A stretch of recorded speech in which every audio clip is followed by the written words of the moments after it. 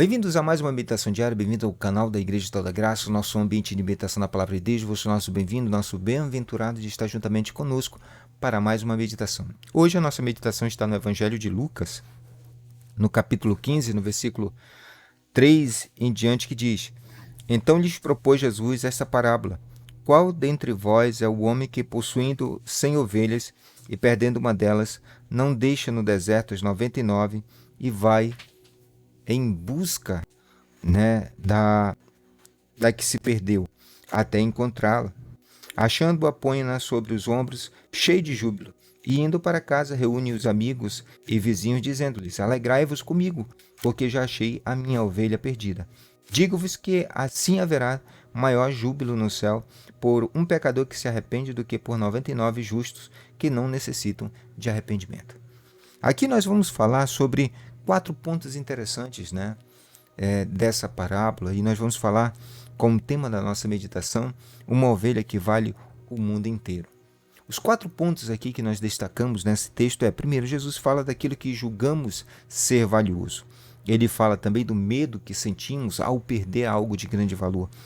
E ele revela o nosso inconformismo e, ao mesmo tempo, revela também a nossa atitude ao decidirmos buscar aquilo que se perdeu.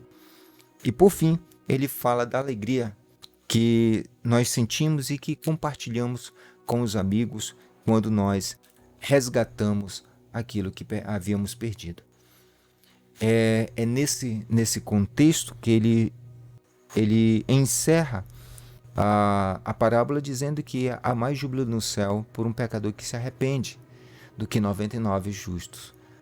É interessante que quando Cristo ele faz essa parábola, ele está justamente dando uma puxada de orelha para nos fariseus, nos escribas, que murmuravam, dizendo que Jesus Cristo recebia pecadores. Criticavam Jesus Cristo porque Jesus Cristo andava com os pecadores. Criticavam Jesus Cristo porque Jesus Cristo estava cercado por prostitutas, por ladrões, por leprosos, por pecadores, por avarentos, tudo aquilo que a grande mídia sacerdotal, religiosa, reputava como pessoas de nenhum valor, de nenhum significado, eram justamente essas pessoas nas quais Jesus Cristo acolhia. E é justamente esse é o ponto chave dessa parábola, porque esta ovelha que Jesus Cristo retrata aqui como sendo a ovelha desgarrada, ele não está falando apenas de uma ovelha, está falando do mundo inteiro. A missão de Cristo não veio para salvar um pecador, ele veio salvar a humanidade toda. O pecador aqui, ele é um símbolo alegórico de todos nós. Esse pecador, essa ovelha perdida, representa toda a criação, representa toda a humanidade, representa tudo aquilo que foi criado e que foi posto debaixo do pecado por causa da transgressão de Adão. E por causa dela, toda a criação ficou, digamos assim, prejudicada. Mas quando Cristo vem, ele vem para justamente isso, resgatar aquilo que havia se perdido. Seja perdido por meio da consciência, seja perdido por meio das suas atitudes, seja perdido por meio da falta de entendimento. A grande dificuldade hoje dos homens é entender o plano de Deus, entender o Evangelho da Graça, entender o propósito de Cristo. Quando nós lemos as Escrituras, percebemos aquilo que é de mais valor, ou seja, de mais valia que Cristo nos oferece, que é justamente o entendimento acerca do que somos, o entendimento acerca de quem é Deus, o entendimento acerca do propósito dele, de Cristo. O propósito de Cristo é resgatar, é restaurar, é abrir um caminho para que o homem possa trilhar, é mostrar a direção. E mostrando a direção, nós possamos andar pelas nossas próprias pernas, os seus ensinamentos, por meio dos seus ensinamentos, por meio da sua palavra, e experimentar a graça de Deus que está acima de qualquer coisa. Jesus Cristo nos ensina a viver nesse mundo, mesmo sabendo que o mundo ele tem suas falhas, tem seus defeitos, por causa de nós mesmos. Se nós olharmos pelo olhar de Cristo, o mundo é perfeito. Mas ele se torna imperfeito por causa da visão do homem. por causa do endurecimento do coração do homem, por causa da falta de sensibilidade do homem, por falta da falta de entendimento do homem acerca da vontade de Deus. E qual é a vontade de Deus? Que ninguém se perca. Qual é a vontade de Deus? Que todos cheguem ao pleno conhecimento da verdade. Qual é a vontade de Deus? Que todos possam receber Cristo como o seu Salvador, aquele que instrui, aquele que nos orienta. A vontade de Deus é que todos possamos, de fato, ter comunhão com Ele.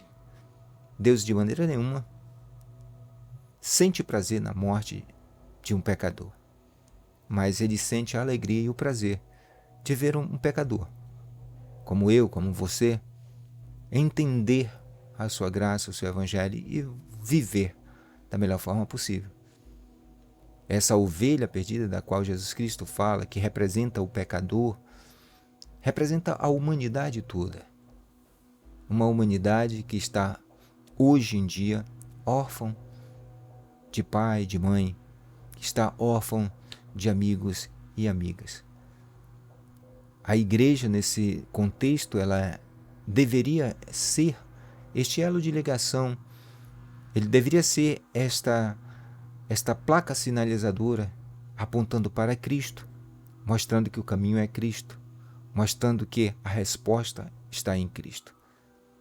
Mas muitas das vezes, a própria igreja se coloca como adversária de Cristo, seja pela necessidade de alimentar o povo com suas próprias paixões, seja pela ruptura que acontece entre muitos por causa de poder, seja pela falta de conhecimento mesmo, ou seja simplesmente pelo amor ao poder.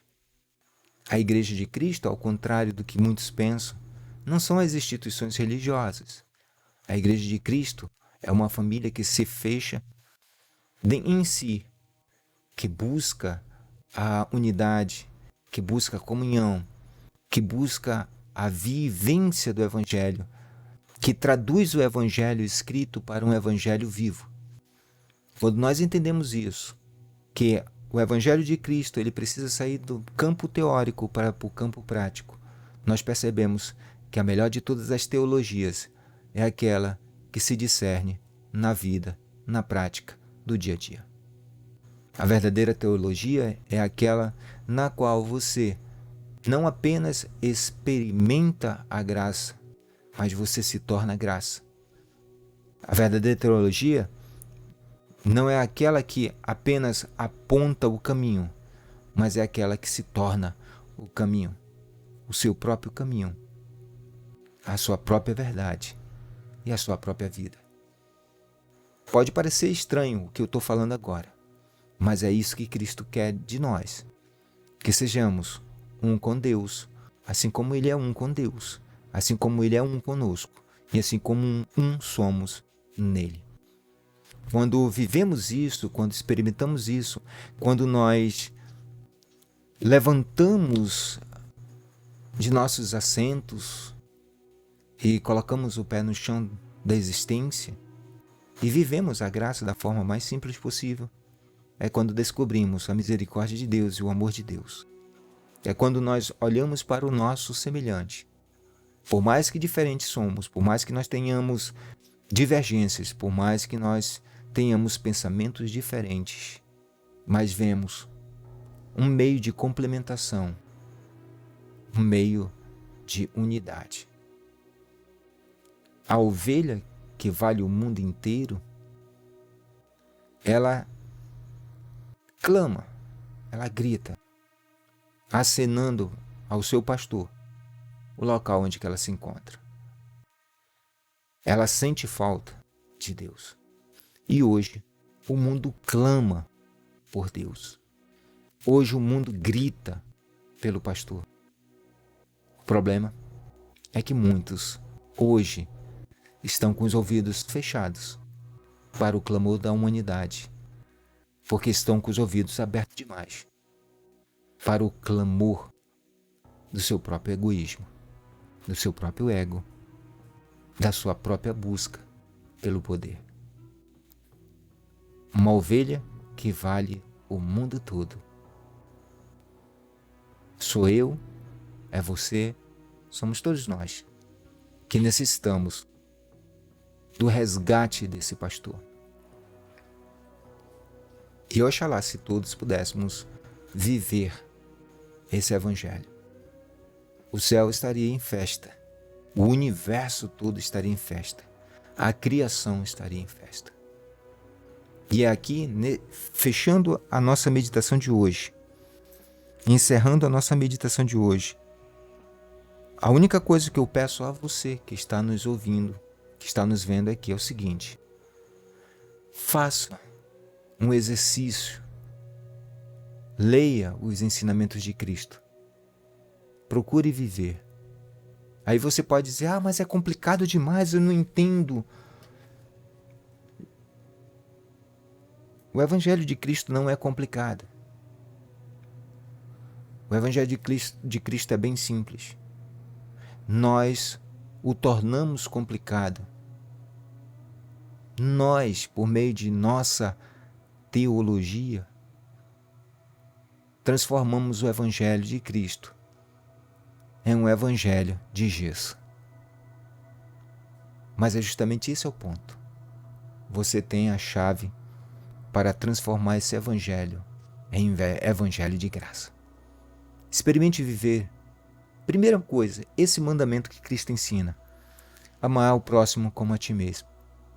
Porque amando o teu próximo, estarás amando a Deus. E aí que está o clamor da ovelha, que é escutada pelo seu pastor. Quando você ama teu próximo, esse amor sobe a Deus como um grito de liberdade. E ele vem ao teu encontro e te liberta.